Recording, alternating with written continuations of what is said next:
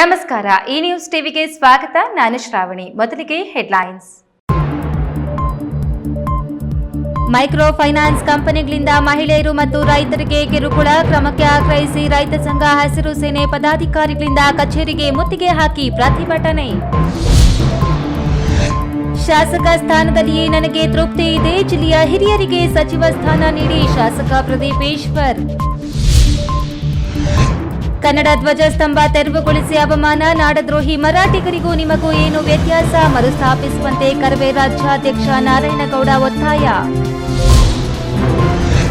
Innova car ಮತ್ತು bike ನಡುವೆ ಭೀಕರ ಅಪಘಾತ, 4 ಸ್ಥಳದಲ್ಲೇ ಸಾವು ಮತ್ತು 4 ಸ್ಥಿತಿ ಗಂಭೀರ.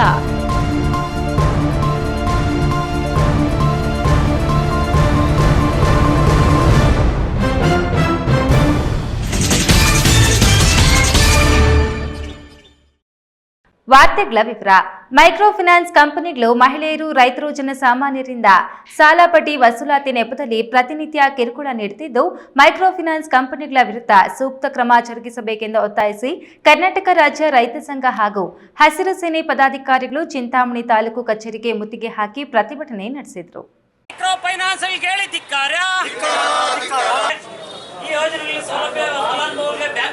ಖಾಸಗಿ ಮೈಕ್ರೋ ಫೈನಾನ್ಸ್ ಕಂಪನಿಗಳು ಮಹಿಳೆಯರು, ರೈತರು ಹಾಗೂ ಜನಸಾಮಾನ್ಯರಿಗೆ ಸಾಲ ನೀಡಿ ಸಾಲ ವಸೂಲಿತಿಗಾಗಿ ಪ್ರತಿನಿತ್ಯ ಮಹಿಳೆಯರು ಮತ್ತು ರೈತರಿಗೆ ಕಿರುಕುಳ ನೀಡುತ್ತಿರುವುದನ್ನು ಖಂಡಿಸಿ ಹಾಗೂ ಮೈಕ್ರೋ ಫೈನಾನ್ಸ್ ಕಂಪನಿಗಳ ವಿರುದ್ಧ ಸೂಕ್ತ ಕ್ರಮ ಜರುಗಿಸಬೇಕು ಅಂತ ಒತ್ತಾಯಿಸಿ ರೈತ ಸಂಘದ ಪದಾಧಿಕಾರಿಗಳು ಚಿಂತಾಮಣಿ ತಾಲೂಕು ಕಚೇರಿಗೆ ಮುತ್ತಿಗೆ ಹಾಕಿ ಪ್ರತಿಭಟನೆ ನಡೆಸಿ ತಹಶೀಲ್ದಾರರಿಗೆ ತಮ್ಮ ಬೇಡಿಕೆಗಳ ಮನವಿ ಪತ್ರವನ್ನು ಸಲ್ಲಿಸಿದರು. ಪ್ರತಿಭಟನಾಕಾರರನ್ನು ಉದ್ದೇಶಿಸಿ ತಾಲೂಕು ರೈತ ಸಂಘದ ಅಧ್ಯಕ್ಷ ಹಿರೇಪಾಳ್ಯ ಕದಿರೇಗೌಡ ಮಾತನಾಡಿ, ಆಂಧ್ರ, ತಮಿಳುನಾಡು ಮೂಲದ ಫೈನಾನ್ಸ್ ಕಂಪನಿಗಳು ರಾಜ್ಯದಲ್ಲಿ ತಲೆ ಎತ್ತಿದ್ದು ರೈತರು ಹಾಗೂ ಜನಸಾಮಾನ್ಯರಿಗೆ ಹೆಚ್ಚಿನ ಬಡ್ಡಿ ದರಕ್ಕೆ ಸಾಲ ನೀಡುತ್ತಿದೆ. ಸಾಲ ಹಾಗೂ ಬಡ್ಡಿ ಪಾವತಿ ತಡವಾದರೆ 2 ಪಟ್ಟು ಬಡ್ಡಿ ವಿಧಿಸಿ ವಸೂಲಿ ಮಾಡ್ತಿವೆ. ರಾತ್ರಿ ವೇಳೆ ರೈತರ ಮನೆಗಳಿಗೆ ತೆರಳಿ ಬೆದರಿಕೆ ಹಾಕ್ತಿರುವ ಘಟನೆಗಳು ನಡೀತಾ ಇದ್ದು, ಇದೇ ರೀತಿ ದೌರ್ಜನ್ಯ ಮುಂದುವರೆದರೆ ರೈತ ಸಂಘದಿಂದ ರಾಜ್ಯಾದ್ಯಂತ ಉಗ್ರ ಹೋರಾಟ ನಡೆಸಲಾಗುವುದು ಅಂತ ಎಚ್ಚರಿಕೆ ನೀಡಿದರು. ಮೈಕ್ರೋ ಫೈನಾನ್ಸ್ಗಳು, ಖಾಸಗಿ ಬ್ಯಾಂಕ್ಗಳು ಬೆಳಗ್ಗೆ 5:30 ಮನೆ ಹತ್ರ ಹೋಗಿ ರೈತರಿಗೆ ಹಿಂಸೆ ಕೊಟ್ಟು, ರೈತ ಮಹಿಳೆಯರು, ಕೂಲಿ ಕಾರ್ಮಿಕರು ಏನೋ 20 ಸಾವಿರ ತಗೊಂಡ್ರೆ ಅದಕ್ಕೆ 30 ಸಾವಿರ ಬಡ್ಡಿ ಹಾಕಿ 50 ಸಾವಿರ ಕಟ್ಟಂತ ಪರಿಸ್ಥಿತಿ ಈಗಿನ ಮೈಕ್ರೋ ಫೈನಾನ್ಸ್ಗಳಲ್ಲಿ ಬಂದಿದೆ. ಮಾನ್ಯ ಸರ್ಕಾರ, ಧನವೆತ್ತ ಸರ್ಕಾರ ಕೂಡ ಹಿಂದೆ ಆದೇಶ ಮಾಡಿದೆ, ಒಂದು ಸುಗ್ರೀವಾಜ್ಞೆ ಹೊರಡಿಸಿದೆ. ಆದರೂ ಕೂಡ ನಮ್ಮ ತಾಲೂಕಲ್ಲಿ ಆ ಸರ್ಕಾರದ ಸುಗ್ರೀವಾಜ್ಞೆ ಕೂಡ ಕಿಂಚಿತ್ತು ಬೆಲೆ ಕೊಡದೆ ಈಗಲೂ ಕೂಡ ಅದೇ ಪ್ರವೃತ್ತಿಯನ್ನು ಮೈಕ್ರೋ ಫೈನಾನ್ಸ್ಗಳು, ಖಾಸಗಿ ಬ್ಯಾಂಕ್ಗಳು ಮಾಡ್ತಾ ಇದ್ದಾವೆ. ಆದ್ರಿಂದ ನಾವು ಕಳಕಳಿಯಾಗಿ ಮಾನ್ಯ ತಾಲೂಕು ದಂಡಾಧಿಕಾರಿಗಳು ಕೇಳ್ಕೊಳ್ಳೋದೇನೆಂದ್ರೆ, ಈ ತಕ್ಷಣನೇ ಏನ್ ಖಾಸಗಿ ಫೈನಾನ್ಸ್ಗಳಿದೆಯೋ, ಏನ್ ಖಾಸಗಿ ಬ್ಯಾಂಕ್ಗಳಿದೆಯೋ ಅವ್ರನ್ನ ಸಭೆ ಕರೆದು ಅವರಿಗೆ ಒಂದು ನಿರ್ದಿಷ್ಟವಾದ ಡೈರೆಕ್ಷನ್ ಕೊಟ್ಟು ಬೆಳಗ್ಗೆ.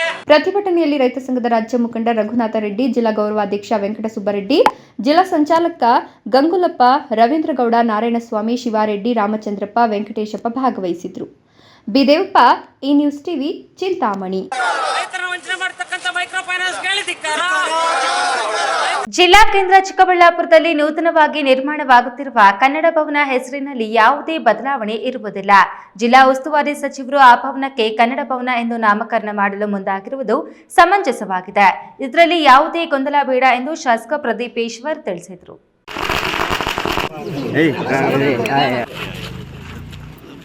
ನನಗೆ ಸಚಿವನಾಗುವ ಆಸೆ ಇಲ್ಲ. ಮುಂದೆಯೂ ಡಾಕ್ಟರ್ MC ಸುಧಾಕರ್ ಅವರೇ ಮಂತ್ರಿಯಾಗಿ ಮುಂದುವರಿಲಿ. ಶಾಸಕನಾಗಿ ನನ್ನ ಮೇಲೆ ಜವಾಬ್ದಾರಿ ಹೆಚ್ಚಿಗಿದೆ.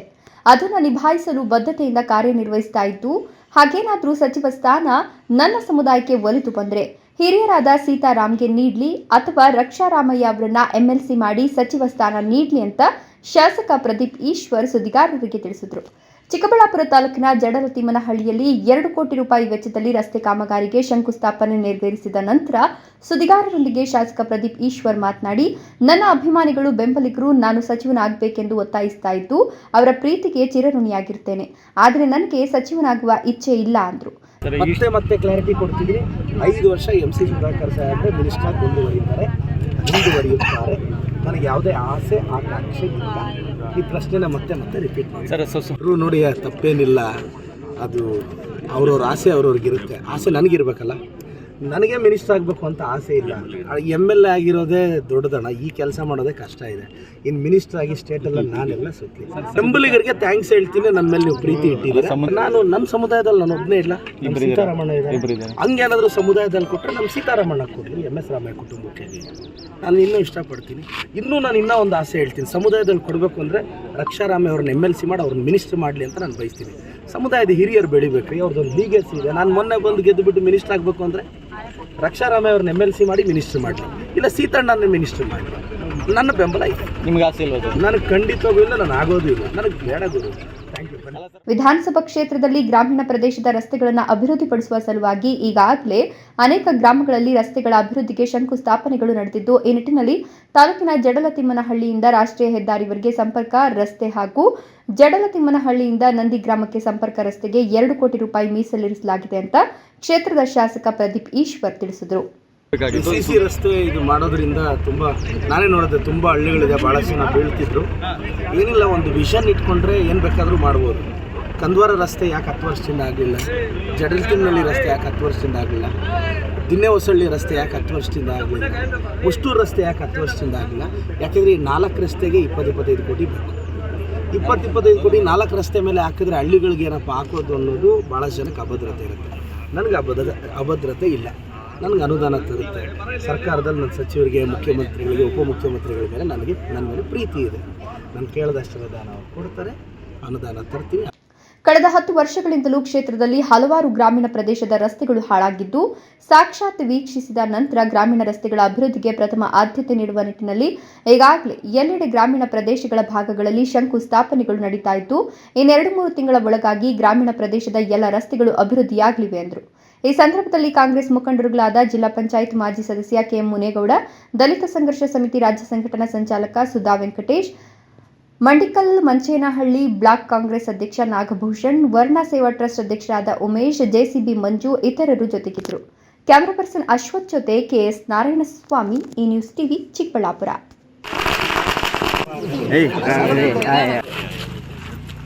ಕನ್ನಡ ನೆಲದಲ್ಲೇ ಕನ್ನಡಕ್ಕೆ ಅಪಮಾನವಾಗುತ್ತಿರುವುದು ನೋವಿನ ಸಂಗತಿ. ನೂರಾರು ಸಂಖ್ಯೆಯಲ್ಲಿ ಪೊಲೀಸರನ್ನ ನಿಯೋಜಿಸಿ ಕನ್ನಡ ಧ್ವಜ ಸ್ತಂಭವನ್ನ ಕೊರಟಗೆರೆಯಲ್ಲಿ ತಾಲೂಕು ಆಡಳಿತ ತೆರವುಗೊಳಿಸಿರುವುದು ದುರಾದೃಷ್ಟಕರ. ಕೂಡಲೇ ಕನ್ನಡ ಧ್ವಜವನ್ನ ಮರುಸ್ಥಾಪಿಸಬೇಕೆಂದು ಕರ್ನಾಟಕ ರಕ್ಷಣಾ ವೇದಿಕೆ ರಾಜ್ಯಾಧ್ಯಕ್ಷ TA ನಾರಾಯಣಗೌಡ ಆಗ್ರಹಿಸಿದರು.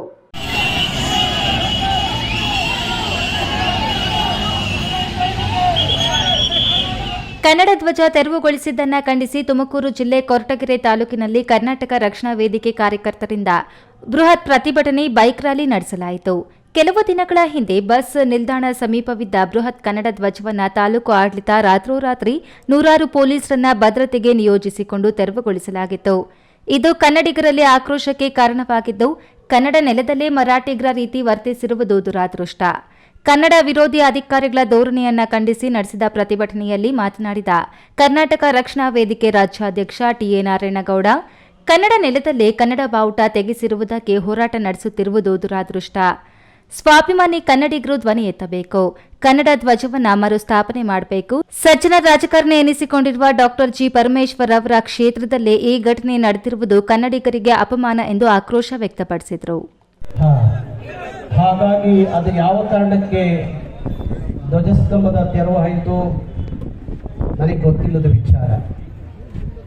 ಆ ಧ್ವಜಸ್ತಂಭ ಹಾಕುವಾಗ ಆ ಸಂಬಂಧಪಟ್ಟಂತ ಅಧಿಕಾರಿಗಳು ಅನುಮತಿಯನ್ನು ಕೊಟ್ಟು ಹಾಕಲಿಕ್ಕೆ ಅನುಮಾನಕೊಟ್ಟ ಮೇಲೆ ಹಾಕಿತ್ತು. ಅದಾದ ನಂತರ ಯಾರ ಒತ್ತಡ ಇತ್ತೋ ಗೊತ್ತಿಲ್ಲ, ಧ್ವಜಸ್ತಂಭವನ್ನ ಅಲ್ಲಿಂದ ತೆರವುಗೊಳಿಸುವಂತ ಕೆಲಸವನ್ನ ಮಾಡಿದ್ದೀರಿ. ತಕ್ಷಣ ಈ ಆಗಿರುವಂತ ಧ್ವಜಸ್ತಂಭವನ್ನ ತೆರವು ಏನ್ ಮಾಡಿದ್ದೀರಿ, ತಕ್ಷಣ ಧ್ವಜಸ್ತಂಭವನ್ನ ಮತ್ತೆ ಮರು ಸ್ಥಾಪನೆ ಮಾಡುವಂತ ಕೆಲಸ ನಿಮ್ಮಿಂದ ಆಗಬೇಕು. ಯಾಕೆಂದ್ರೆ ನೀವಿನ್ನೂ ಯುವಕರಿದ್ದೀರಿ, ಇನ್ನು ನಿಮಗೆ ಭಾರಿ ಕೆಲಸ ಮಾಡಲಿಕ್ಕೆ ಕರ್ನಾಟಕದಲ್ಲಿ ಸರ್ವಿಸ್ ಇದೆ, ವಯಸ್ಸಿದೆ. ನಿಮ್ಮ ಕಾಲದಲ್ಲಿ ಕನ್ನಡಕ್ಕೆ ಕುತ್ತು ಈ ಥರದ್ದು ಆಗಬಾರ್ದು ಅದಕ್ಕಾಗಿ ಮನವಿಯನ್ನ ತಮಗೆ ಕೊಡ್ತಾ ಇದ್ದೀವಿ. ಕರ್ನಾಟಕದಲ್ಲಿ ಸಜ್ಜನ ರಾಜಕಾರಣಿಗಳಲ್ಲಿ ಗೃಹ ಸಚಿವ ಡಾಕ್ಟರ್ ಜಿ ಪರಮೇಶ್ವರ್ ಒಬ್ಬರು. ಅವರ ನೆಲದಲ್ಲಿ ಇಂತಹ ಘಟನೆ ನಡೆದಿದೆ. ಕೊರಟಗೆರೆಯಲ್ಲಿ ಧ್ವಜಸ್ತಂಭಕ್ಕೆ ಹಾನಿಯಾಗಿದೆ. ತಹಶೀಲ್ದಾರ್ ಕೂಡಲೇ ಸರಿಪಡಿಸಬೇಕು. ಈ ಘಟನೆಯನ್ನ ಕೊರಟಗೆರೆಯ ಎಲ್ಲಾ ಕನ್ನಡಿಗರು ವಿರೋಧಿಸಬೇಕು. ಕೊರಟಗೆರೆ ಪಟ್ಟಣದಲ್ಲಿ ಮತ್ತೆ ಕನ್ನಡದ ಧ್ವಜಸ್ತಂಭ ನಿರ್ಮಾಣ ಆಗಬೇಕು. ತಾಲೂಕು ಆಡಳಿತವೇನಾದರೂ ಧ್ವಜಸ್ತಂಭ ಮರುಸ್ಥಾಪನೆ ಮಾಡದೆ ಹೋದರೆ ನೀವು ಕನ್ನಡ ವಿರೋಧಿ ಎಂಬ ಹಣೆಪಟ್ಟಿ ಕಟ್ಟಿಕೊಳ್ಳಬೇಕಾಗುತ್ತದೆ ಎಂದು ಜಿ ಪರಮೇಶ್ವರ್ಗೆ ನಾರಾಯಣಗೌಡ ಎಚ್ಚರಿಕೆ ಕೊಟ್ಟರು. ತಿಮ್ಮಯ್ಯ, ಈ ನ್ಯೂಸ್ ಟಿವಿ, ತುಮಕೂರು. ಇದೀಗ ವಿರಾಮದ ನಂತರ ಈ ನ್ಯೂಸ್ ಟಿವಿ ಮುಂದುವರಿಯುತ್ತದೆ.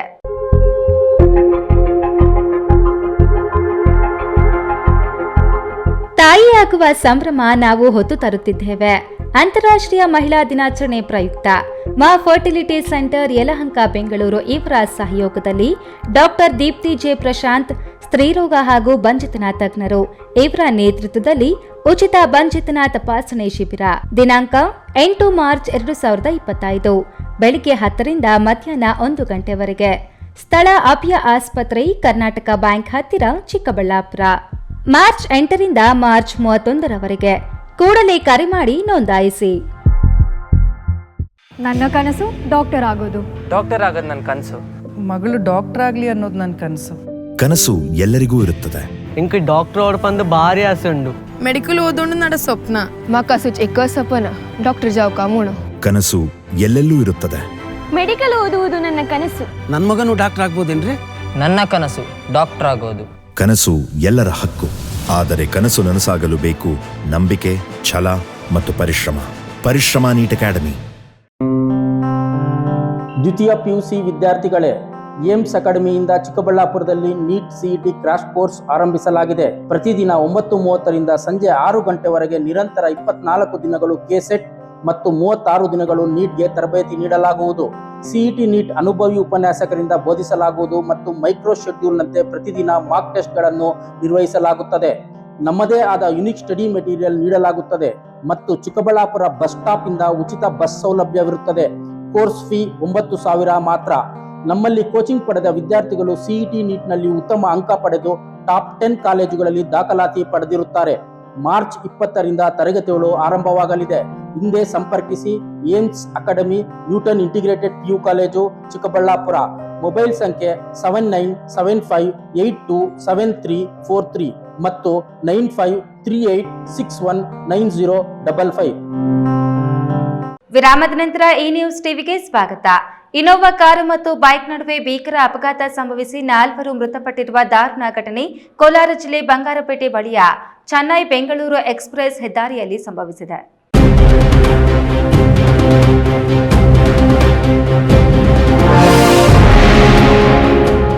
ಕೋಲಾರ ಜಿಲ್ಲೆ ಬಂಗಾರಪೇಟೆ ಬಳಿಯ ಚೆನ್ನೈ ಬೆಂಗಳೂರು ಎಕ್ಸ್ಪ್ರೆಸ್ ಹೆದ್ದಾರಿಯಲ್ಲಿ ಇನೋವಾ ಕಾರು ಮತ್ತು ಬೈಕ್ ನಡುವೆ ಡಿಕ್ಕಿಯಾಗಿ 4 ಸ್ಥಳದಲ್ಲಿ ಮೃತಪಟ್ಟಿದ್ದರೆ ಮತ್ತೆ 4 ತೀವ್ರ ಸ್ವರೂಪದ ಗಂಭೀರ ಗಾಯಗಳಾಗಿದ್ದು ಆಸ್ಪತ್ರೆಗೆ ದಾಖಲಿಸಲಾಗಿದೆ.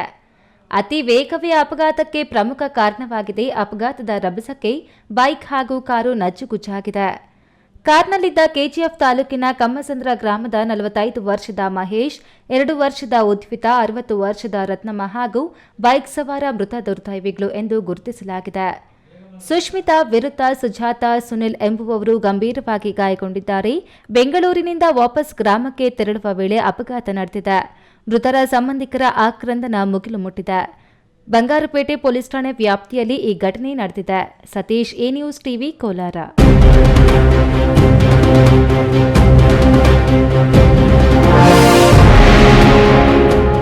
ಚಿಕ್ಕಬಳ್ಳಾಪುರ ಜಿಲ್ಲಾ ಕೇಂದ್ರ ಸೇರಿ ರಾಜ್ಯದ ವಿವಿಧ ಕಡೆ ಕಾವೇರಿ ಹ್ಯಾಂಡ್ಲೂಮ್ಸ್ 10 ಮಾರಾಟ ಮಳಿಗೆಗಳ ಶೋರೂಂಗಳನ್ನು ತೆರೆಯಲು ಅಗತ್ಯ ಕ್ರಮ ಕೈಗೊಳ್ಳಲಾಗುವುದು ಎಂದು ಕರ್ನಾಟಕ ರಾಜ್ಯ ಸಹಕಾರ ಕೈಮಗ್ಗ ನೇಕಾರರ ಮಹಾಮಂಡಳ ನಿಯಮಿತ ನೂತನ ಅಧ್ಯಕ್ಷ ಬೈಯಪ್ಪನಹಳ್ಳಿ ಬಿಜೆ ಗಣೇಶ್ ತಿಳಿಸಿದರು.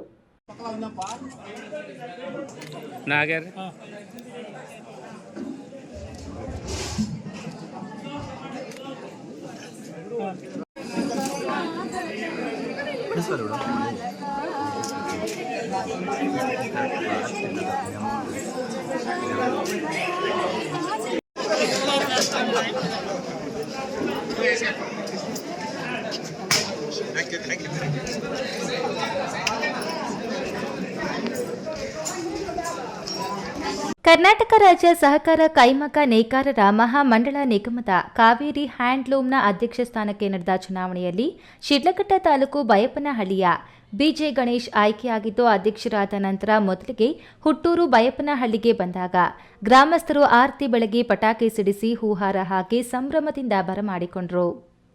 ಈ ವೇಳೆ ಮಾತನಾಡಿದ ಬಿಜೆ ಗಣೇಶ್, ಇದೀಗ ಬೆಂಗಳೂರು, ಮಂಡ್ಯ, ಕೊಡಗು ಇಲ್ಲಿ 6 ಮಾರಾಟ ಮಳಿಗೆಗಳು ಇದ್ದು, ಇದೀಗ ಚಿಕ್ಕಬಳ್ಳಾಪುರ ಸೇರಿ ರಾಜ್ಯದ ನಾನಾ ಕಡೆ 10 ಮಳಿಗೆಗಳನ್ನು ಆರಂಭಿಸಲು ಕ್ರಮ ಕೈಗೊಳ್ಳಲಾಗುವುದು ಎಂದರು. ನಾನು ಮೊದಲ ಸಲ ಅಧ್ಯಕ್ಷನಾಗಿ ಅಧಿಕಾರ ವಹಿಸಿಕೊಂಡಾಗ ಅದಾಗಲೇ ಅಫೆಕ್ಸ್ ಬ್ಯಾಂಕ್ ನೀಡಿದ್ದ ಸಾಲ ಕಟ್ಟದ ಕಾರಣ ಕಾವೇರಿ ಹ್ಯಾಂಡ್ಲೂಮ್ಸ್ನ ಆಸ್ತಿಯನ್ನ ಹರಾಜು ನಡೆಸಲು ಸಿದ್ಧತೆ ನಡೆದಿತ್ತು. ಕೈಮಗ್ಗ ಜವಳಿ ಸಚಿವರನ್ನ ಭೇಟಿ ಮಾಡಿ ಅವರ ನೆರವಿನಿಂದ ಬ್ಯಾಂಕ್ ಸಾಲ ಪಾವತಿಸಿ ಹರಾಜನ್ನ ತಪ್ಪಿಸಿ ಆಸ್ತಿಯನ್ನ ಉಳಿಸಿಕೊಂಡಿದ್ದೇನೆ.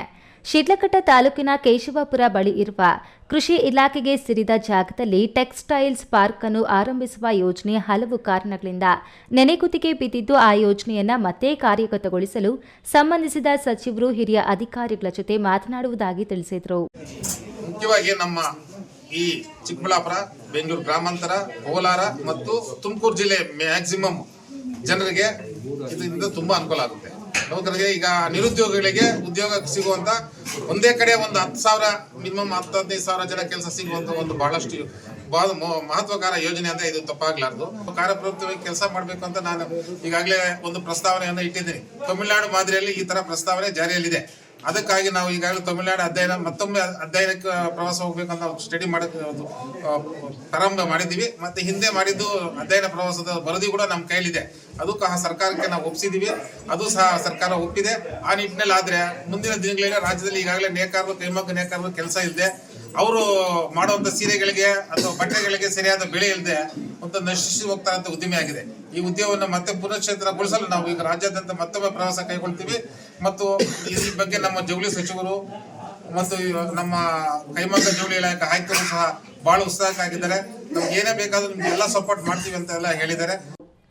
ಕೋಲಾರ, ಚಿಕ್ಕಬಳ್ಳಾಪುರ, ಬೆಂಗಳೂರು ಗ್ರಾಮಾಂತರ ಜಿಲ್ಲೆಗಳ ಶಾಸಕರು, ಸಂಸದರು, ಸಚಿವರನ್ನ ಭೇಟಿ ಮಾಡಿ ಈ ಬಗ್ಗೆ ಮತ್ತೊಮ್ಮೆ ಮನವರಿಕೆ ಮಾಡಿ ಕೇಶವಪುರ ಬಳಿ ಟೆಕ್ಸ್ಟೈಲ್ ಪಾರ್ಕ್ ಆರಂಭಿಸುವ ಬಗ್ಗೆ ಮನವಿ ಮಾಡಿ ಮತ್ತೆ ಸರ್ಕಾರದ ಮಟ್ಟದಲ್ಲಿ ಪ್ರಯತ್ನ ಮಾಡುತ್ತೇವೆ. ವೀರಾಪುರ ಮಂಜುನಾಥ್, ಈ ನ್ಯೂಸ್ ಟಿವಿ, ಶಿಡ್ಲಘಟ್ಟ.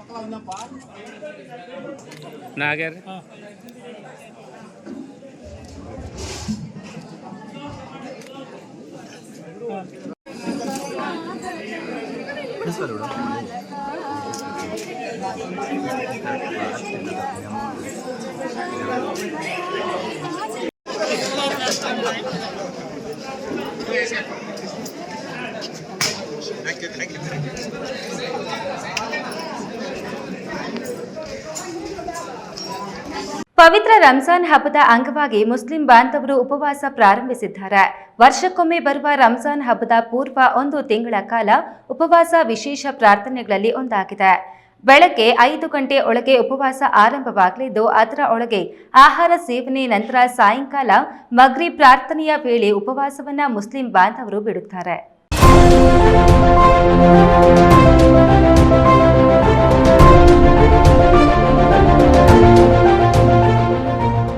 ಇಂದಿನಿಂದ ಪವಿತ್ರ ರಂಜಾನ್ ಹಬ್ಬದ ಉಪವಾಸ ಪ್ರಾರಂಭವಾಗಿದೆ.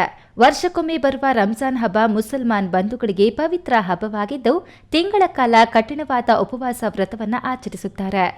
ಇಂದಿನಿಂದ ಪ್ರತಿದಿನ ಬೆಳಗ್ಗೆ 5 ಗಂಟೆಯಿಂದ ಸಂಜೆ ಮಗ್ರಿಬ್ ಪ್ರಾರ್ಥನೆಯ ನಂತರ ಉಪವಾಸ ಬಿಡ್ತಾರೆ. ಇನ್ನು ರಾತ್ರಿಯ ವಿಶೇಷ ಪ್ರಾರ್ಥನೆಗಳಲ್ಲಿ ಸಹಸ್ರಾರು ಮುಸ್ಲಿಮರು ಭಾಗವಹಿಸಿ ಅಲ್ಲಾಹ್ನ ಕೃಪೆಗೆ ಪಾತ್ರರಾಗುತ್ತಾರೆ.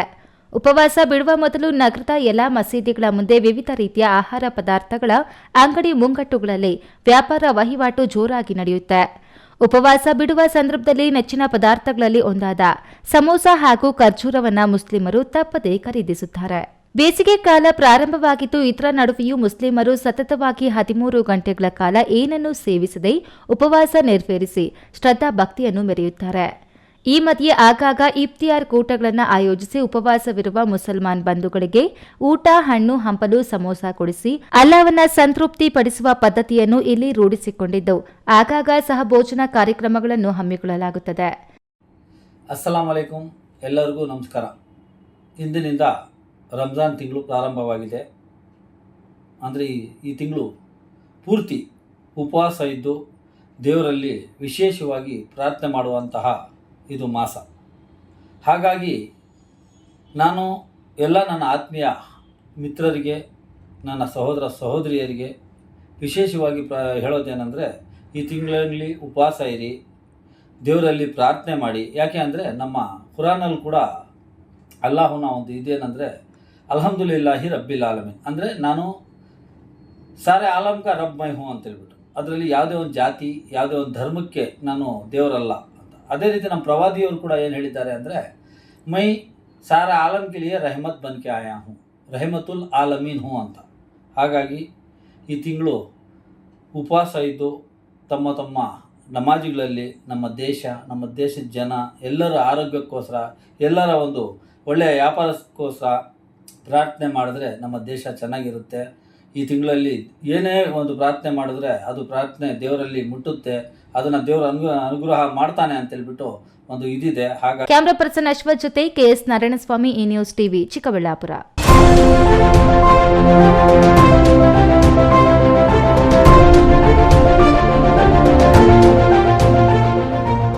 ಇತ್ತೀಚಿನ ದಿನಗಳಲ್ಲಿ ಕೆಲವು ನರ್ಸಿಂಗ್ ಹೋಮ್ಸ್ಗಳು ಖಾಸಗಿ ಆಸ್ಪತ್ರೆಗಳು ವಸೂಲಿ ಕೇಂದ್ರಗಳಾಗಿವೆ.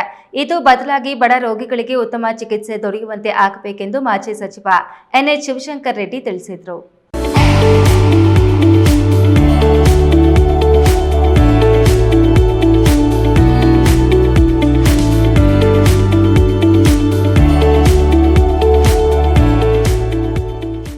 ಗೌರಿಬಿದನೂರು ತಾಲೂಕು ಅಲಿಪುರದಲ್ಲಿ ನೂತನವಾಗಿ ಪ್ರಾರಂಭವಾದ ಎಂಎಚ್ ಮಲ್ಟಿ ಸ್ಪೆಷಾಲಿಟಿ ಆಸ್ಪತ್ರೆಯನ್ನು ಮಾಜಿ ಸಚಿವ ಶಿವಶಂಕರ್ ರೆಡ್ಡಿ ಉದ್ಘಾಟಿಸಿ ಮಾತನಾಡಿ, ದೊಡ್ಡ ನಗರಗಳಲ್ಲಿರುವ ಕಾರ್ಪೊರೇಟ್ ಆಸ್ಪತ್ರೆಗಳಲ್ಲಿ ಸಣ್ಣ ಕಾಯಿಲೆಗಳಿಗೂ ಲಕ್ಷಾಂತರ ರೂಪಾಯಿಗಳನ್ನು ವಸೂಲಿ ಮಾಡಲಾಗ್ತಿದೆ.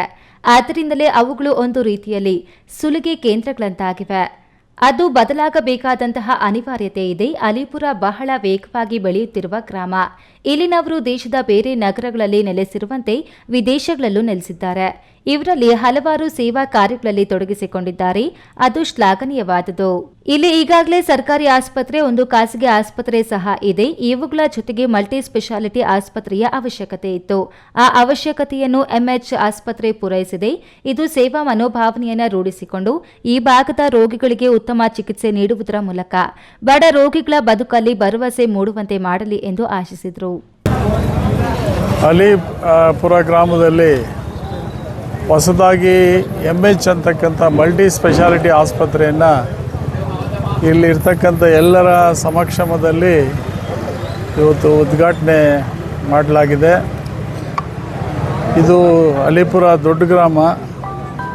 ಅಗತ್ಯವಾಗಿ ಇನ್ನೊಂದು ಆಸ್ಪತ್ರೆಯ ಅವಶ್ಯಕತೆ ಇತ್ತು ಅಂತ ನಾನು ತಿಳ್ಕೊಳ್ತೀನಿ. ಏಕೆಂದರೆ ಚಾರ್ಜಸ್ಸಲ್ಲಾಗಲಿ ಇದರಲ್ಲಾಗಲಿ ಸ್ವಲ್ಪ ಲಿಬರಲ್ ಆಗಿ ಬಡವರಿಗೆ ಮಾಡೋದು ಕೂಡ ಅದು ಮಾನವೀಯತೆ ಅಂತ ನಾನು ತಿಳ್ಕೊಂಡಿದ್ದೀನಿ. ಹಾಗೆ ಅಬ್ಬಾಸು ಮಾಡ್ತಾನೆ ಮತ್ತು ಛಲ ಇದೆ ಮತ್ತು ಒಂದು ರೀತಿ ಆತನಿಗೆ ಕಾನ್ಫಿಡೆನ್ಸ್ ಬಂದಿದೆ. ಇದು ಚೆನ್ನಾಗಿ ನಡೆಸ್ತಾನೆ ಈ ಭಾಗದ ಎಲ್ಲ ಜನರ ಸಹಕಾರದಿಂದ ಅಂತ ನಾನು ಭಾವಿಸಿದ್ದೇನೆ. ಆಸ್ಪತ್ರೆಯ ಸಂಸ್ಥಾಪಕ ಅಲಿ ಅಬ್ಬಾಸ್ ಮಾತನಾಡಿ, ಈ ಮೊದಲು ಕ್ಲಿನಿಕ್ ಪ್ರಾರಂಭಿಸಿದ್ದೆ. ಅದು ಮಲ್ಟಿ ಸ್ಪೆಷಾಲಿಟಿ ಆಸ್ಪತ್ರೆಯಾಗಿ ಬೆಳೆಯಲು ನಮ್ಮ ವೈದ್ಯರು ಮತ್ತು ಸಿಬ್ಬಂದಿ ಕಾರಣ. ನನ್ನ ಸಾಧನೆಯ ಯಶಸ್ಸು ಅವರಿಗೆ ಸಲ್ಲುತ್ತದೆ. ಈ ಭಾಗದ ಜನರಿಗೆ ಉತ್ತಮ ಆರೋಗ್ಯ ಸೇವೆಗಳನ್ನು ಒದಗಿಸಲು ಮಲ್ಟಿ ಸ್ಪೆಷಾಲಿಟಿ ಆಸ್ಪತ್ರೆ ಸ್ಥಾಪಿಸಬೇಕೆಂಬ ಹಲವು ದಿನಗಳ ನನ್ನ ಕನಸು ಇಂದು ಈಡೇರಿದೆ. ಈ ಆಸ್ಪತ್ರೆಯ ಆರೋಗ್ಯ ಸೇವೆಗಳನ್ನು ಅಲಿಪುರದ ಸುತ್ತಮುತ್ತಲಿನ ಗ್ರಾಮಗಳ ಜನರು ಬಳಸಿಕೊಳ್ಳಬೇಕೆಂದು ಕೋರಿದರು. ಹಾಸ್ಪಿಟಲ್ ಸ್ಟಾರ್ಟ್ ಮಾಡಿದ್ರು 2000 ಸೈಡ್ ಬಿಸ್ನೆಸ್ ಮಾಡ್ಬೇಕಂತೇಳಿ ಒಂದ್ಸತಿ ಅಣ್ಣನ ಹತ್ರ ಹೋಗಿ ಸಜೆಷನ್ಸ್ ತಗೊಂಡು ಅಣ್ಣವ್ರು ಹೇಳಿದ್ರು, ಎಲ್ಲ ಫಾರಿನ್ ಆಗಿದೆ, ನೀನು ಫಾರಿನ್ ಆಗಿ ಯಾಕೆ ಮಾಡ್ತೀವಿ ಹಾಸ್ಪಿಟಲ್ ಅಣ್ಣವ್ರು ಹೇಳಿದ್ರು. ನನಗೆ ಅದೊಂದು ಛಲ ಇತ್ತು. ಅವಾಗ ಒಂದು ಸಣ್ಣ ಒಂದು ಅಂಗಡಿಯಲ್ಲಿ ಕ್ಲಿನಿಕ್ ಮಾಡಿದೆ. ಬರ್ತಾ ಬರ್ತಾ ಬರ್ತಾ ಇವತ್ತು ಒಂದು ಎಂಎಚ್ ಮಲ್ಟಿ ಸ್ಪೆಷಾಲಿಟಿ ಹಾಸ್ಪಿಟಲ್ ಮಾಡಿದ್ದೀನಿ. ಒಂದು ಮಾತು ನಾನು ಧೈರ್ಯವಾಗಿ ಹೇಳಕ್ ಇಷ್ಟಪಡ್ತೀನಿ, ನಮ್ಮ ಗೌರಿಬಿದನೂರು ತಾಲೂಕಲ್ಲಿ ನನಗೆ ಸುಮಾರು 10 ವರ್ಷದಿಂದ ಈ ಫೀಲ್ಡ್ ಅಲ್ಲಿ ಎಕ್ಸ್ಪೀರಿಯನ್ಸ್ ಇದೆ. ಒಂದು ಸ್ಪೆಷಲಿಸ್ಟ್ ಬಿಟ್ರೆ 2 ಸ್ಪೆಷಲಿಸ್ಟ್ ಎಲ್ಲೂ ಇಲ್ಲ.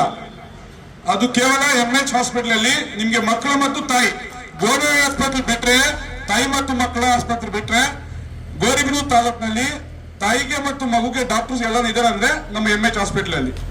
ಬರೋ ದಿವಸಗಳಲ್ಲಿ ನಿಮ್ಮ ಸಹಕಾರದಿಂದ ನಿಮ್ಗೆ ಏನೇನ್ ನೀಡ್ಸ್ ಇರಬೇಕು, ಏನೇನ್ ಇರುತ್ತೆ, ನಾವೆಲ್ಲ ಅದಕ್ಕೆ ಸಹಕಾರ ಮಾಡಿ ನಿಮ್ಗೆ ಏನೇನು ಫೆಸಿಲಿಟೀಸ್ ಬೇಕು ನಾವು ನಿಮ್ಗೆ ಪ್ರೊವೈಡ್ ಮಾಡ್ತೀವಿ. ವೇದಿಕೆಯಲ್ಲಿ ಯಾದ್ಗರ್ ಅಲಿ, ಅಬ್ಬಾಸ್ ರಾಜಾ, ಪ್ರಕಾಶ್ ರೆಡ್ಡಿ, ಮೌಲನಾ ಸಾಯಿದ್, ಸಲ್ಮಾ ಅಭೇದಿ, ಶಾಹಿದ್ ಮುಂತಾದವರು ಹಾಜರಿದ್ದರು. ಪ್ರದೀಪ್, ಈ ನ್ಯೂಸ್ ಟಿವಿ, ಗೌರಿಬಿದನೂರು.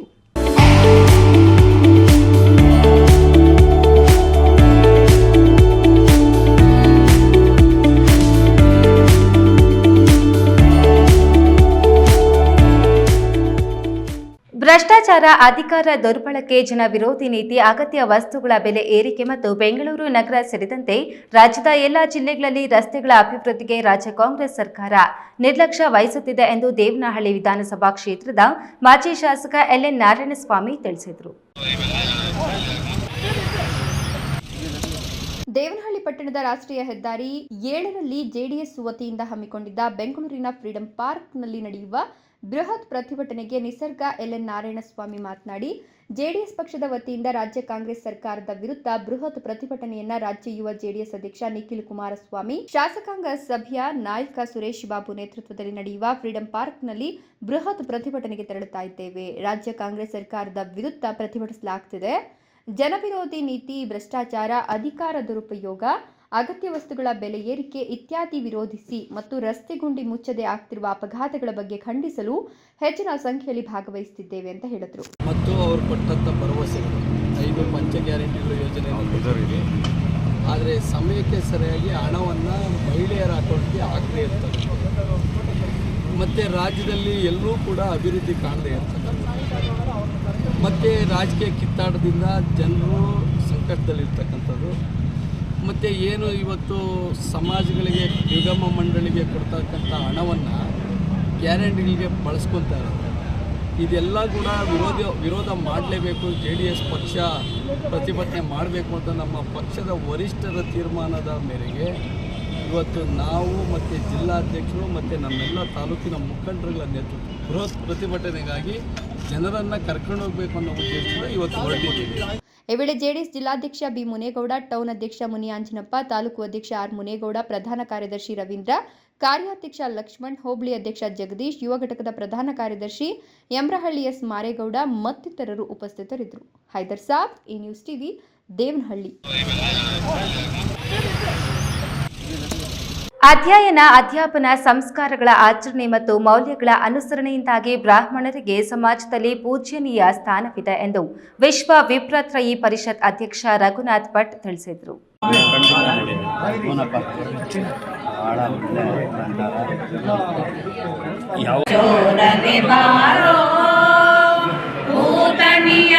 ಬಾಗೇಪಲ್ಲಿ ಪಟ್ಟಣದ ಹೊರವಲಯದ ಶ್ರೀ ಕ್ಷೇತ್ರ ಗಡಿತಂ ವೇದಮಾತೆ ಗಾಯತ್ರಿ ದೇವಾಲಯದ ಆವರಣದಲ್ಲಿ ಅಖಿಲ ಕರ್ನಾಟಕ ಬ್ರಾಹ್ಮಣ ಮಹಾಸಭಾ ವತಿಯಿಂದ ಏರ್ಪಡಿಸಲಾಗಿದ್ದ ವೇದಮಾತೆ ಗಾಯತ್ರಿ ದೇವಾಲಯದ 20ನೇ ವರ್ಷದ ವಾರ್ಷಿಕೋತ್ಸವ ಹಾಗೂ ಗಾಯತ್ರಿ ಸಮುದಾಯ ಭವನ ಮೊದಲನೇ ಮಹಡಿ ಕಟ್ಟಡ ಉದ್ಘಾಟನೆ ಮಾಡಿ ಮಾತನಾಡಿದ ವಿಶ್ವ ವಿಪ್ರತ್ರಯಿ ಪರಿಷತ್ ಅಧ್ಯಕ್ಷ ರಘುನಾಥ್ ಭಟ್, ಬದಲಾದ ಕಾಲಘಟ್ಟದಲ್ಲಿ ಬ್ರಾಹ್ಮಣತ್ವ ಉಳಿಸಿಕೊಳ್ಳುವುದು ಕಷ್ಟವಾಗಿರುವ ಈ ದಿನಗಳಲ್ಲಿ ರಾಜ್ಯದಲ್ಲಿರುವ ಸ್ಮಾರತ, ಹೊಯ್ಸಳ, ಬಡಗನಾಡು ಸೇರಿ 28 ಒಳ ಪಂಗಡಗಳನ್ನು ಸೇರಿಸಿ ಒಂದೇ ವೇದಿಕೆಯಡಿ ಕಾರ್ಯನಿರ್ವಹಿಸುವ ಮೂಲಕ ಸಮುದಾಯದ ಉಳಿವಿಗಾಗಿ ನಾವೆಲ್ಲ ಕೈಜೋಡಿಸಬೇಕು. ಬ್ರಾಹ್ಮಣ ಜನ್ಮ ಲಭಿಸುವುದೇ ಕಷ್ಟ, ಅದರಲ್ಲಿ ಅಪರೂಪದ ಜನ್ಮವನ್ನು ಸರಿಯಾಗಿ ಬಳಸಿಕೊಳ್ಳಬೇಕು. ಆರ್ಥಿಕವಾಗಿ ಹಿಂದುಳಿದ ಬ್ರಾಹ್ಮಣರಿಗೆ ಕಾನೂನು ಚೌಕಟ್ಟಿನಲ್ಲಿ ಮೀಸಲಾತಿ ನೀಡುವ ಚಿಂತನೆ ಇದೆ. ಅಲ್ಲದೆ ಬಡತನದಲ್ಲಿರುವ ಬ್ರಾಹ್ಮಣರಿಗೆ ಮೀಸಲಾತಿ ಕಲ್ಪಿಸುವ ಅಗತ್ಯವೂ ಇದೆ. ಆದರೆ ಬ್ರಾಹ್ಮಣ ಮಹಾಸಭಾವು ಸರ್ಕಾರದ ಮೇಲೆ ಒತ್ತಡ ಏರಬೇಕು ಎಂದು ಹೇಳಿದರು.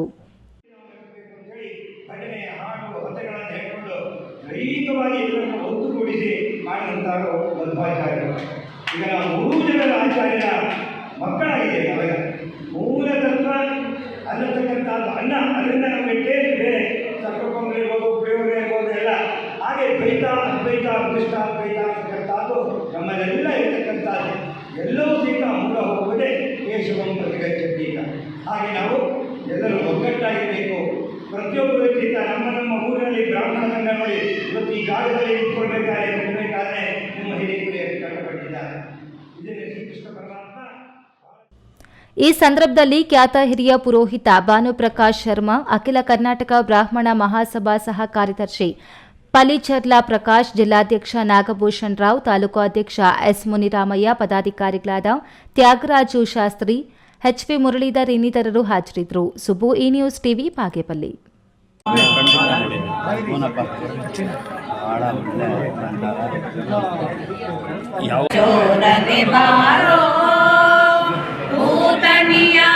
ಗ್ರಾಮ ಮಟ್ಟದಲ್ಲಿ ನುರಿತ ವೈದ್ಯರ ತಂಡದೊಂದಿಗೆ ಆಗಮಿಸಿ ಜನರಿರುವ ಸ್ಥಳಗಳಲ್ಲಿಯೇ ಉಚಿತ ಆರೋಗ್ಯ ತಪಾಸಣೆ ಶಿಬಿರಗಳ ಮೂಲಕ ಸೇವೆ ನೀಡುತ್ತಿರುವುದು ಗ್ರಾಮೀಣ ಭಾಗದ ಜನರಿಗೆ ವರದಾನವಾಗಿದೆ ಎಂದು ಕಾಂಗ್ರೆಸ್ ಮುಖಂಡರಾದ ಹಸಿರುವಳ್ಳಿ ಎಚ್ಎಂ ಕುಮಾರ್ ತಿಳಿಸಿದರು. ಒಂದೆಡೆ ಸುಸಜ್ಜಿತ ಆರೋಗ್ಯ ತಪಾಸಣಾ ಶಿಬಿರ, ಮತ್ತೊಂದು ಕಡೆ ಗ್ರಾಮೀಣ ಜನರು ಸರತಿ ಸಾಲಿನಲ್ಲಿ ನಿಂತು ಶಿಬಿರದ ಉಪಯೋಗ ಪಡೆಯುತ್ತಿರುವುದು. ಈ ದೃಶ್ಯ ಕಂಡು ಬಂದದ್ದು ನೆಲಮಂಗಲ ತಾಲೂಕಿನ ತ್ಯಾಮಗೊಂಡ್ಲು ಹೋಬಳಿಯ ಹಸಿರುವಳ್ಳಿ ಗ್ರಾಮದ ಸರ್ಕಾರಿ ಶಾಲೆ ಮುಂಭಾಗದಲ್ಲಿ.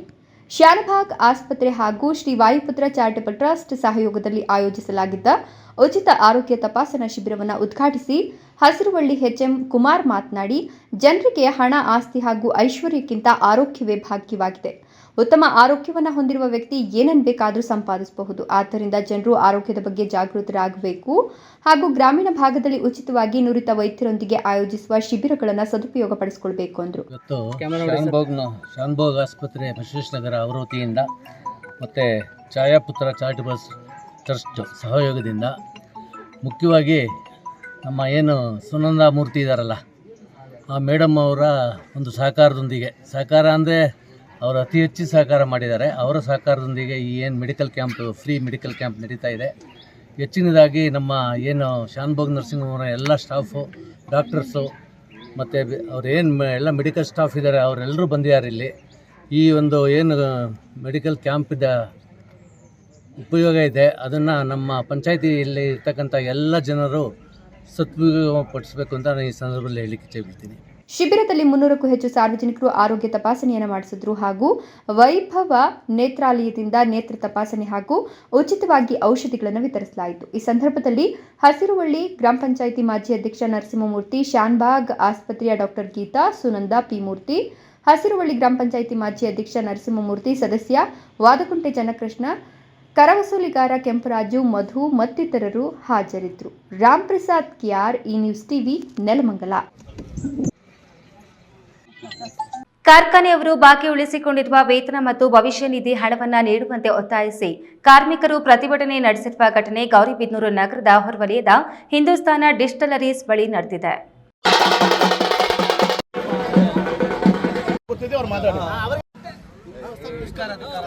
ಗೌರಿಬಿದನೂರು ಹಿಂದೂಸ್ತಾನ್ ಡಿಸ್ಟಿಲರೀಸ್ ಕಾರ್ಖಾನೆಯವರು ಕಾರ್ಮಿಕರಿಗೆ ಭವಿಷ್ಯ ನಿಧಿಯನ್ನ ಬಾಕಿ ಉಳಿಸಿಕೊಂಡು ನೀಡದೆ ವಿನಾಕಾರಣ ಸತಾಯಿಸುತ್ತಿದ್ದಾರೆ ಹಾಗೂ ಕಾರ್ಖಾನೆಯ ಸ್ಥಳವನ್ನು ಖಾಸಗಿಯವರಿಗೆ ಮಾರಾಟ ಮಾಡಿದ್ದಾರೆ ಎಂದು ಆರೋಪಿಸಿ ಹಿಂದೂಸ್ತಾನ ಡಿಸ್ಟಿಲರೀಸ್ ಕಾರ್ಮಿಕರ ಸಂಘವು ಸೋಮವಾರ ಕಾರ್ಖಾನೆಯ ಮುಂದೆ ಪ್ರತಿಭಟನೆ ನಡೆಸಿತು.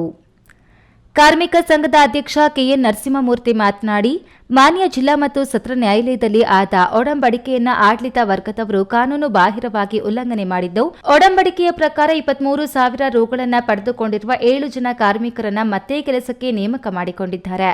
ಉಳಿದ 102 ಕಾರ್ಮಿಕರನ್ನ ಕೆಲಸಕ್ಕೆ ತೆಗೆದುಕೊಳ್ಳಬೇಕು ಎಂದು ಒತ್ತಾಯಿಸಿದರು. ಜಿಲ್ಲಾ ಮತ್ತು ಸತ್ರ ನ್ಯಾಯಾಲಯದಲ್ಲಿ ಚಿಕ್ಕಬಳ್ಳಾಪುರದಲ್ಲಿ ಒಂದು ಒಡಂಬಡಿಕೆಯಾಗಿತ್ತು ಕಾರ್ಮಿಕರ ಮಧ್ಯೆ ಮತ್ತು ಆಡಳಿತ ವರ್ಗದವರ ಮಧ್ಯೆ. ಆ ಒಡಂಬಡಿಕೆಯನ್ನು ಆಡಳಿತ ವರ್ಗದವರು ಉಲ್ಲಂಘನೆ ಮಾಡಿ ಮತ್ತೆ 7 ಜನ ಕಾರ್ಮಿಕರನ್ನ ಕೆಲಸಕ್ಕೆ ತಗೊಂಡಿದ್ದಾರೆ. ಕೆಲಸಕ್ಕೆ ತಗೊಂಡು ಅವ್ರಿಗೆ 5 ವರ್ಷ ಪೇಮೆಂಟ್ ಕೊಟ್ಟಿದ್ದಾರೆ. 5 ವರ್ಷ ಪೇಮೆಂಟ್ ಕೊಟ್ಟ ಮೇಲೆ 1,04,000 ಪೇಮೆಂಟ್ ಕೊಟ್ಟಿರೋದು ಡಿ ವಿ ಕೃಷ್ಣಪ್ಪ ಅಂತ ವರ್ಕರ್ ಇದ್ದು ನಮಗೆ ಬಾಕಿ ವೇತನ ರಸೀದಿ ನಮ್ಮ ಹತ್ರ ಇದೆ. ಇನ್ನು ಕಾರ್ಮಿಕರ ಬಾಕಿ ಹಣವನ್ನ ಕಾರ್ಖಾನೆಯವರು ನೀಡುವ ತನಕ ಕಾರ್ಖಾನೆಯ ಆವರಣದಲ್ಲಿ ಯಾವುದೇ ಕೆಲಸವನ್ನ ಮಾಡಲು ಬಿಡುವುದಿಲ್ಲ ಎಂದು ಕಾರ್ಮಿಕರು ಎಚ್ಚರಿಸಿದರು. ಪ್ರತಿಭಟನಾ ಸ್ಥಳಕ್ಕೆ ಕಾರ್ಮಿಕ ಇಲಾಖೆ ನಿರೀಕ್ಷಕ ಸತೀಶ್ ಕುಮಾರ್ ಆಗಮಿಸಿ ಮನವಿಯನ್ನು ಸ್ವೀಕರಿಸಿ ದಾಖಲೆಗಳನ್ನು ಪರಿಶೀಲಿಸಿ ಸೂಕ್ತ ಕ್ರಮವನ್ನು ತೆಗೆದುಕೊಳ್ಳುವ ಭರವಸೆಯನ್ನು ನೀಡಿದರು.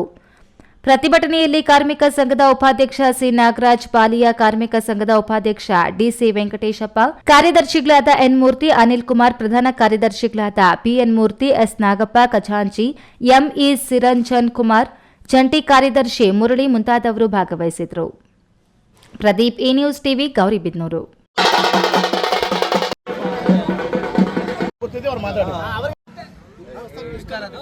ಇದೀಗ ವಿರಾಮದ ನಂತರ ಈ ನ್ಯೂಸ್ ಟಿವಿ ಮುಂದುವರಿಯುತ್ತದೆ. ಮಕ್ಕಳ ಹೈಯರ್ ಎಜುಕೇಶನ್, ಮಗಳ ಮದುವೆ, ಕನಸಿನ ಸ್ವಂತ ಮನೆ, ಇಷ್ಟಕ್ಕೆಲ್ಲ ಹಣ ಹೇಗ್ ಹೊಂದಿಸೋದು ಅಂತ ಟೆನ್ಷನ್ ಅಲ್ಲಿದ್ದೀರಾ?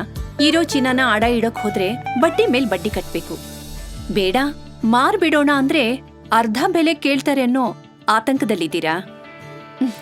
ಟೆನ್ಷನ್ ಬಿಡಿ, ಇಂದೇ ಹಿಂದೂಸ್ತಾನ್ ಗೋಲ್ಡ್ ಕಂಪನಿಗೆ ಬನ್ನಿ. ನೀವು ಅಡ ಇಟ್ಟಿರೋ ಚಿನ್ನವನ್ನ ಬಿಡಿಸ್ತಾರೆ ಹಾಗೂ ನಿಮ್ಮಲ್ಲಿರೋ ಚಿನ್ನವನ್ನ ಇಂದಿನ ಆನ್ಲೈನ್ ಬೆಲೆಗೆ ಕೊಂಡುಕೊಂಡು ತಕ್ಷಣ ನಿಮ್ ಬಾಕಿ ಹಣ ಕೊಡ್ತಾರೆ. ಹಿಂದೂಸ್ತಾನ್ ಗೋಲ್ಡ್ ಕಂಪನಿ, ಇದು ನಿಮ್ಮ company. Hindustan gold company, it's your company.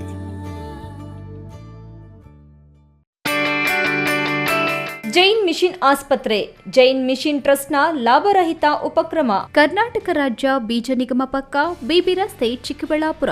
ದಶಕಗಳಿಂದ ಆರೋಗ್ಯ ಕ್ಷೇತ್ರದಲ್ಲಿ ಲಾಭರಹಿತವಾಗಿ ಸೇವೆ ಸಲ್ಲಿಸುತ್ತಿರುವ ಜೈನ್ ಮಿಷನ್ ಆಸ್ಪತ್ರೆ ದಿನದ 24 ಗಂಟೆ ತುರ್ತು ಚಿಕಿತ್ಸೆಯಿಂದ ಹಿಡಿದು ಎಲ್ಲಾ ಕಾಯಿಲೆಗಳಿಗೂ ಇಲ್ಲಿ ಚಿಕಿತ್ಸೆ ಲಭ್ಯ. ದೂರವಾಣಿ ಸಂಖ್ಯೆ 08156295108. ತುರ್ತು ಸಹಾಯವಾಣಿ 6364464470. ಭಾರತದ ಪ್ರತಿಷ್ಠಿತ ದ್ವಿಚಕ್ರ ವಾಹನಗಳಲ್ಲಿ ಒಂದಾದ ಹೀರೋ ಬೈಕ್ಗಳು ಚಿಕ್ಕಬಳ್ಳಾಪುರ ಜಿಲ್ಲೆಯಲ್ಲಿ ಲಭ್ಯ. ಉದ್ಯಮಿ ಅಧಿಕೃತ ಡೀಲರ್ ಲಕ್ಷ್ಮೀನಾರಾಯಣ್ ಸಾರಥ್ಯದಲ್ಲಿ ಆರಂಭವಾಗಿರುವ ಶೋರೂಮ್ ಹಲವು ವೈಶಿಷ್ಟ್ಯತೆಗಳಿಂದ ಕೂಡಿದೆ. ಹೀರೋ ಕಂಪನಿಯ ಬೈಕ್ಗಳ ಅಧಿಕೃತ ಮಾರಾಟಗಾರರು ಮತ್ತು ಸರ್ವಿಸ್ ಸೆಂಟರ್ ಸೇವೆಗಳು ಚಿಕ್ಕಬಳ್ಳಾಪುರದಲ್ಲಿ ಈಗ ಲಭ್ಯ. ವಿಳಾಸ ವಿಶಾಲ್ ಮಾರ್ಟ್ ಮುಂಭಾಗ, ಬೇಬಿ ರಸ್ತೆ, ಚಿಕ್ಕಬಳ್ಳಾಪುರ. ವಿರಾಮದ ನಂತರ ಈ ನ್ಯೂಸ್ ಟಿವಿಗೆ ಮತ್ತೆ ಸ್ವಾಗತ. ಇದೀಗ ಸಂಕ್ಷಿಪ್ತ ಸುದ್ದಿಗಳು. ನಮ್ಮ ಫ್ಯಾಮಿಲಿ ಕೋರ್ಟ್ ಮೇಡಮ್ ತಕೊಂಡ್ರೆ ಜಡ್ಜಸ್ ಮೇಲೆ ಪ್ರೆಷರ್ ಚಿಕ್ಕಬಳ್ಳಾಪುರ ಜಿಲ್ಲೆಯ ವಿವಿಧ ಹಂತದ ನ್ಯಾಯಾಲಯಗಳಲ್ಲಿ ಬಾಕಿ ಇದ್ದು ರಾಜಿಯಾಗಬಲ್ಲ ಹಾಗೂ ವ್ಯಾಜ್ಯಪೂರ್ವ ಪ್ರಕರಣಗಳನ್ನು ಕಕ್ಷಿದಾರರ ಸಮ್ಮುಖದಲ್ಲಿ ಮಾರ್ಚ್ 8ರಂದು 2025ರ ಮೊದಲ ಲೋಕ ಅದಾಲತ್ನಲ್ಲಿ ಇತ್ಯರ್ಥಪಡಿಸಲಾಗುತ್ತಿದ್ದು, ಸಾರ್ವಜನಿಕರು ಈ ಅದಾಲತ್ನ ಪ್ರಯೋಜನ ಪಡೆದುಕೊಳ್ಳಬೇಕೆಂದು ಜಿಲ್ಲಾ ಕಾನೂನು ಸೇವೆಗಳ ಪ್ರಾಧಿಕಾರದ ಅಧ್ಯಕ್ಷ ಹಾಗೂ ಪ್ರಧಾನ ಜಿಲ್ಲಾ ಮತ್ತು ಸತ್ರ ನ್ಯಾಯಾಧೀಶರಾದ ನೇರಳೆ ವೀರಭದ್ರಯ್ಯ ಭವಾನಿ ಮನವಿ ಮಾಡಿದ್ದಾರೆ. ಈ ಕುರಿತು ಸುದ್ದಿಗೋಷ್ಠಿ ನಡೆಸಿ ಮಾತನಾಡಿ, ಪ್ರಸ್ತುತ ಜಿಲ್ಲೆಯ ನ್ಯಾಯಾಲಯಗಳಲ್ಲಿ ಒಟ್ಟು 43,385 ಪ್ರಕರಣಗಳು ಬಾಕಿ ಇರುತ್ತವೆ. ಈ ಪೈಕಿ 50% ಪ್ರಕರಣಗಳು ರಾಜಿಯಾಗಬಲ್ಲಂತಹ ಪ್ರಕರಣಗಳಾಗಿವೆ. ಲೋಕ ಅದಾಲತ್ನಲ್ಲಿ ಪ್ರಕರಣಗಳನ್ನು ಇತ್ಯರ್ಥಪಡಿಸಿಕೊಳ್ಳುವುದರಿಂದ ಪದೇ ಪದೇ ನ್ಯಾಯಾಲಯಕ್ಕೆ ಅಲೆಯುವುದು ತಪ್ಪುತ್ತದೆ. ಕಕ್ಷಿದಾರರ ಸಮಯ ಮತ್ತು ಹಣ ಉಳಿತಾಯವಾಗಿ ಇಬ್ಬರಿಗೂ ನ್ಯಾಯ ದೊರೆತಂತಾಗಿ ನೆಮ್ಮದಿಯೂ ದೊರೆಯುತ್ತದೆ. ಅಲ್ಲದೆ ನ್ಯಾಯಾಲಯದ ಅಮೂಲ್ಯ ಸಮಯವೂ ಉಳಿತಾಯವಾಗಿ ಆ ಸಮಯವನ್ನ ಬಾಕಿ ಇರುವ ಇತರೆ ಪ್ರಕರಣಗಳ ವಿಚಾರಣೆ ಮತ್ತು ಇತ್ಯರ್ಥಕ್ಕೆ ನೀಡಲು ಸಹಕಾರಿಯಾಗುತ್ತದೆ ಎಂದರು. ಮಾರ್ಚ್ 8ರ ಅದಾಲತ್ನಲ್ಲಿ ಪಾಲ್ಗೊಳ್ಳಲು ಇಚ್ಛಿಸುವ ಸಾರ್ವಜನಿಕರು ಮುಂಚಿತವಾಗಿ ಸಂಬಂಧಪಟ್ಟ ಜಿಲ್ಲಾ ಕಾನೂನು ಸೇವೆಗಳ ಪ್ರಾಧಿಕಾರ ಹಾಗೂ ತಾಲೂಕುಗಳ ಕಾನೂನು ಸೇವಾ ಸಮಿತಿಗಳನ್ನು ಸಂಪರ್ಕಿಸಿ ಮಾಹಿತಿ ಪಡೆದುಕೊಳ್ಳಬಹುದು. ಈ ವೇಳೆ ಜಿಲ್ಲಾ ಹಿರಿಯ ಸಿವಿಲ್ ನ್ಯಾಯಾಧೀಶರು ಹಾಗೂ ಜಿಲ್ಲಾ ಕಾನೂನು ಸೇವೆಗಳ ಪ್ರಾಧಿಕಾರದ ಸದಸ್ಯ ಕಾರ್ಯದರ್ಶಿ ಶಿಲ್ಪಾರವರು ಉಪಸ್ಥಿತರಿದ್ದರು. ನಮ್ಮ ಫ್ಯಾಮಿಲಿ ಕೋರ್ಟ್ ಮೇಡಮ್ ತಕೊಂಡ್ರೆ ಜಡ್ಜಸ್ ಮೇಲೆ ಪ್ರೆಷರ್ ನಮ್ಮ ಫ್ಯಾಮಿಲಿ ಕೋರ್ಟ್ ಮೇಡಮ್ ತಕೊಂಡ್ರೆ ಜಡ್ಜಸ್ ಮೇಲೆ ಪ್ರೆಷರ್ ಚಿಕ್ಕಬಳ್ಳಾಪುರ ಜಿಲ್ಲೆಯ ವಿವಿಧ ಹಂತದ ನ್ಯಾಯಾಲಯಗಳಲ್ಲಿ ಬಾಕಿ ಇದ್ದು ರಾಜಿಯಾಗಬಲ್ಲ ಹಾಗೂ ವ್ಯಾಜ್ಯಪೂರ್ವ ಪ್ರಕರಣಗಳನ್ನು ಕಕ್ಷಿದಾರರ ಸಮ್ಮುಖದಲ್ಲಿ ಮಾರ್ಚ್ 8ರಂದು 2025ರ ಮೊದಲ ಲೋಕ ಅದಾಲತ್ನಲ್ಲಿ ಇತ್ಯರ್ಥಪಡಿಸಲಾಗುತ್ತಿದ್ದು, ಸಾರ್ವಜನಿಕರು ಈ ಅದಾಲತ್ನ ಪ್ರಯೋಜನ ಪಡೆದುಕೊಳ್ಳಬೇಕೆಂದು ಜಿಲ್ಲಾ ಕಾನೂನು ಸೇವೆಗಳ ಪ್ರಾಧಿಕಾರದ ಅಧ್ಯಕ್ಷ ಹಾಗೂ ಪ್ರಧಾನ ಜಿಲ್ಲಾ ಮತ್ತು ಸತ್ರ ನ್ಯಾಯಾಧೀಶರಾದ ನೇರಳೆ ವೀರಭದ್ರಯ್ಯ ಭವಾನಿ ಮನವಿ ಮಾಡಿದ್ದಾರೆ. ಈ ಕುರಿತು ಸುದ್ದಿಗೋಷ್ಠಿ ನಡೆಸಿ ಮಾತನಾಡಿ, ಪ್ರಸ್ತುತ ಜಿಲ್ಲೆಯ ನ್ಯಾಯಾಲಯಗಳಲ್ಲಿ ಒಟ್ಟು 43,385 ಪ್ರಕರಣಗಳು ಬಾಕಿ ಇರುತ್ತವೆ. ಈ ಪೈಕಿ 50% ಪ್ರಕರಣಗಳು ರಾಜಿಯಾಗಬಲ್ಲಂತಹ ಪ್ರಕರಣಗಳಾಗಿವೆ. ಲೋಕ ಅದಾಲತ್ನಲ್ಲಿ ಪ್ರಕರಣಗಳನ್ನು ಇತ್ಯರ್ಥಪಡಿಸಿಕೊಳ್ಳುವುದರಿಂದ ಪದೇ ಪದೇ ನ್ಯಾಯಾಲಯಕ್ಕೆ ಅಲೆಯುವುದು ತಪ್ಪುತ್ತದೆ. ಕಕ್ಷಿದಾರರ ಸಮಯ ಮತ್ತು ಹಣ ಉಳಿತಾಯವಾಗಿ ಇಬ್ಬರಿಗೂ ನ್ಯಾಯ ದೊರೆತಂತಾಗಿ ನೆಮ್ಮದಿಯೂ ದೊರೆಯುತ್ತದೆ. ಅಲ್ಲದೆ ನ್ಯಾಯಾಲಯದ ಅಮೂಲ್ಯ ಸಮಯವೂ ಉಳಿತಾಯವಾಗಿ ಆ ಸಮಯವನ್ನ ಬಾಕಿ ಇರುವ ಇತರೆ ಪ್ರಕರಣಗಳ ವಿಚಾರಣೆ ಮತ್ತು ಇತ್ಯರ್ಥಕ್ಕೆ ನೀಡಲು ಸಹಕಾರಿಯಾಗುತ್ತದೆ ಎಂದರು. ಮಾರ್ಚ್ 8ರ ಅದಾಲತ್ನಲ್ಲಿ ಪಾಲ್ಗೊಳ್ಳಲು ಇಚ್ಛಿಸುವ ಸಾರ್ವಜನಿಕರು ಮುಂಚಿತವಾಗಿ ಸಂಬಂಧಪಟ್ಟ ಜಿಲ್ಲಾ ಕಾನೂನು ಸೇವೆಗಳ ಪ್ರಾಧಿಕಾರ ಹಾಗೂ ತಾಲೂಕುಗಳ ಕಾನೂನು ಸೇವಾ ಸಮಿತಿಗಳನ್ನು ಸಂಪರ್ಕಿಸಿ ಮಾಹಿತಿ ಪಡೆದುಕೊಳ್ಳಬಹುದು. ಈ ವೇಳೆ ಜಿಲ್ಲಾ ಹಿರಿಯ ಸಿವಿಲ್ ನ್ಯಾಯಾಧೀಶರು ಹಾಗೂ ಜಿಲ್ಲಾ ಕಾನೂನು ಸೇವೆಗಳ ಪ್ರಾಧಿಕಾರದ ಸದಸ್ಯ ಕಾರ್ಯದರ್ಶಿ ಶಿಲ್ಪಾರವರು ಉಪಸ್ಥಿತರಿದ್ದರು. ನಮ್ಮ ಫ್ಯಾಮಿಲಿ ಕೋರ್ಟ್ ಮೇಡಮ್ ತಕೊಂಡ್ರೆ ಜಡ್ಜಸ್ ಮೇಲೆ ಪ್ರೆಷರ್ ಇತ್ತೀಚೆಗೆ ಬೆಸ್ಕಾಂ ಕಚೇರಿಯಲ್ಲಿ ಸಮಯಕ್ಕೆ ಸರಿಯಾಗಿ ಫೈಲುಗಳಿಗೆ ಸಹಿ ಹಾಕ್ತಿಲ್ಲ. ದಲ್ಲಾಳಿಗಳ ಹಾವಳಿ ಹೆಚ್ಚಾಗಿದೆ. ಲಂಚ ಇಲ್ಲದೆ ಯಾವ ಕೆಲಸ ನಡೆಯುತ್ತಿಲ್ಲ ಎಂದು ಸಾರ್ವಜನಿಕರಿಂದ ದೂರು ಬಂದ ಹಿನ್ನೆಲೆಯಲ್ಲಿ ಕೆಇಬಿ ಕ್ವಾರ್ಟರ್ಸ್ ಪಕ್ಕದಲ್ಲಿರುವ ಬೆಂಗಳೂರು ವಿದ್ಯುತ್ ಸರಬರಾಜು ಕಂಪನಿಗೆ ಲೋಕಾಯುಕ್ತ ಎಸ್ಪಿ ಆಂಟನಿ ನಾಯಕತ್ವದಲ್ಲಿ ದಾಳಿ ಮಾಡಿ ಕಡತಗಳ ಪರಿಶೀಲನೆ ನಡೆಸಿದರು. ಜಿಲ್ಲೆಯ ಎಲ್ಲ ತಾಲೂಕುಗಳ ನಿಯಂತ್ರಣ ಹೊಂದಿರುವ ಕಚೇರಿ ಇದಾಗಿದ್ದು ಇಲ್ಲಿನ ಅಧಿಕಾರಿಗಳು ರೈತರು ಮತ್ತು ಏಜೆಂಟರುಗಳಿಂದ ಲಂಚ ಪಡೆಯದೆ ಕೆಲಸ ಮಾಡ್ತಿಲ್ಲ ಹಾಗೂ ಸಮಯಕ್ಕೆ ಸರಿಯಾಗಿ ಕಡತಗಳ ವಿಲೇವಾರಿ ಆಗ್ತಿಲ್ಲ ಎಂದು ಸಾರ್ವಜನಿಕರು ಲೋಕಾಯುಕ್ತ ಕಚೇರಿಗೆ ದೂರು ಬಂದ ಹಿನ್ನೆಲೆಯಲ್ಲಿ ಇಂದು ಎಸ್ಪಿ ಆಂಥೋನಿ ಹಾಗೂ ಡಿವೈಎಸ್ಪಿ ವೀರೇಂದ್ರ ಕುಮಾರ್ ನೇತೃತ್ವದಲ್ಲಿ ಬೆಳಗ್ಗೆಯಿಂದಲೇ ಬೆಸ್ಕಾಂ ಕಚೇರಿಯಲ್ಲಿ ಅಧಿಕಾರಿಗಳ ಸಮ್ಮುಖದಲ್ಲಿ ದಾಖಲೆಗಳ ಪರಿಶೀಲನೆ ನಡೆಸಲಾಗಿದೆ. ಕೊನೆಯದಾಗಿ ಮತ್ತೊಮ್ಮೆ ಹೆಡ್ಲೈನ್ಸ್. ಮೈಕ್ರೋ ಫೈನಾನ್ಸ್ ಕಂಪನಿಗಳಿಂದ ಮಹಿಳೆಯರು ಮತ್ತು ರೈತರಿಗೆ ಕಿರುಕುಳ, ಕ್ರಮಕ್ಕೆ ಆಗ್ರಹಿಸಿ ರೈತ ಸಂಘ ಹಸಿರು ಸೇನೆ ಪದಾಧಿಕಾರಿಗಳಿಂದ ಕಚೇರಿಗೆ ಮುತ್ತಿಗೆ ಹಾಕಿ ಪ್ರತಿಭಟನೆ. ಶಾಸಕ ಸ್ಥಾನದಲ್ಲಿಯೇ ನನಗೆ ತೃಪ್ತಿ ಇದೆ, ಜಿಲ್ಲೆಯ ಹಿರಿಯರಿಗೆ ಸಚಿವ ಸ್ಥಾನ ನೀಡಿ ಶಾಸಕ ಪ್ರದೀಪೇಶ್ವರ್. ಕನ್ನಡ ಧ್ವಜಸ್ತಂಭ ತೆರವುಗೊಳಿಸಿ ಅವಮಾನ, ನಾಡದ್ರೋಹಿ ಮರಾಠಿಗರಿಗೂ ನಿಮಗೂ ಏನು ವ್ಯತ್ಯಾಸ, ಮರುಸ್ಥಾಪಿಸುವಂತೆ ಕರವೇ ರಾಜ್ಯಾಧ್ಯಕ್ಷ ನಾರಾಯಣಗೌಡ ಒತ್ತಾಯ. ಇನೋವಾ ಕಾರು ಮತ್ತು ಬೈಕ್ ನಡುವೆ ಭೀಕರ ಅಪಘಾತ, 4 ಸ್ಥಳದಲ್ಲೇ ಸಾವು ಮತ್ತು 4 ಸ್ಥಿತಿ ಗಂಭೀರ.